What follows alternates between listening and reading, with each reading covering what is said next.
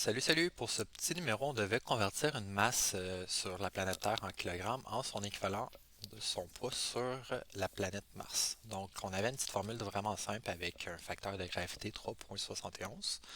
On avait un résultat attendu de comment qu'on voulait que le programme nous affiche l'information et on avait un petit code de départ où est-ce qu'on créait une seule variable que c'était masse avec le chiffre 50.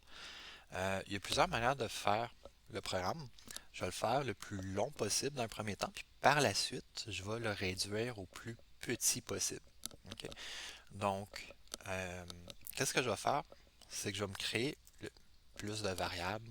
Donc là, je vais me créer une variable gravité Mars que je vais mettre 3,71 qui était donné dans l'énoncé. Par la suite, j'aimerais ça calculer les deux ensemble, combien que ça donne si j'ai multiplié, OK, pour faire ma formule. Donc, je préfère la masse fois la gravité sur Mars. Si je fais ça et que j'exécute mon programme, il n'y a rien qui s'affiche, c'est normal. Cette instruction-là, ça génère une... euh, en fait, c'est une expression.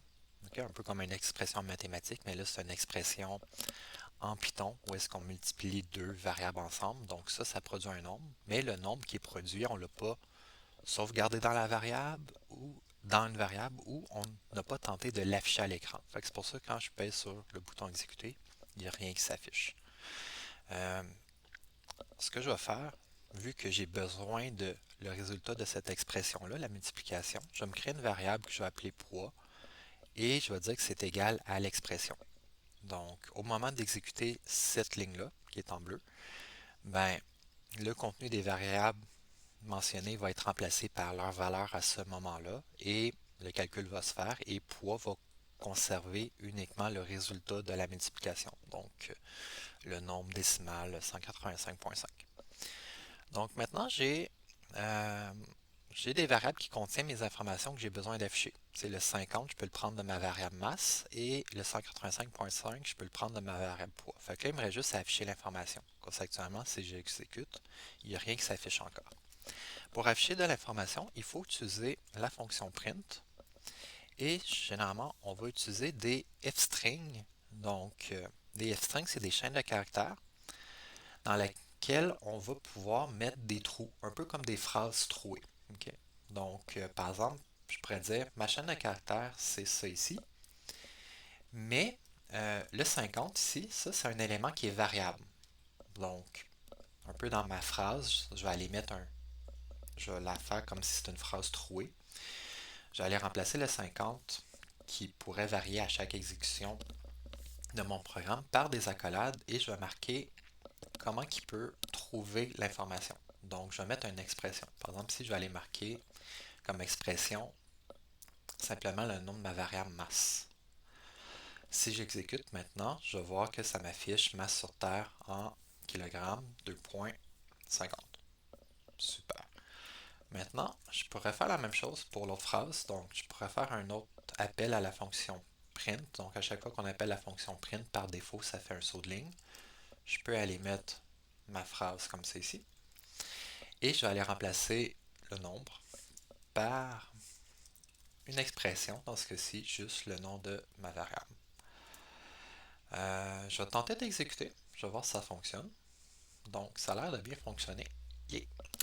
Super. On va vérifier que le programme fonctionne dans tous les cas. Donc, par exemple, si je décide de multiplier ma masse par 2, normalement, ce nombre-là devrait être multiplié par 2.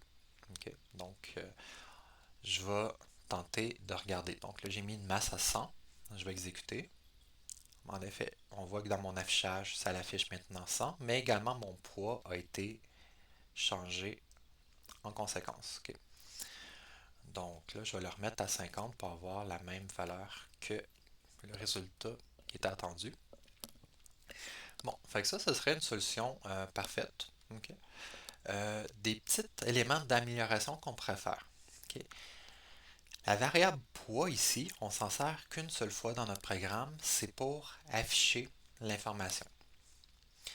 À la place de se faire une variable pour conserver le poids, vu qu'on l'utilise juste pour l'afficher ici, on aurait pu simplement prendre l'expression, la mettre suis pas capable de double-cliquer, la mettre ici et enlever notre variable. OK.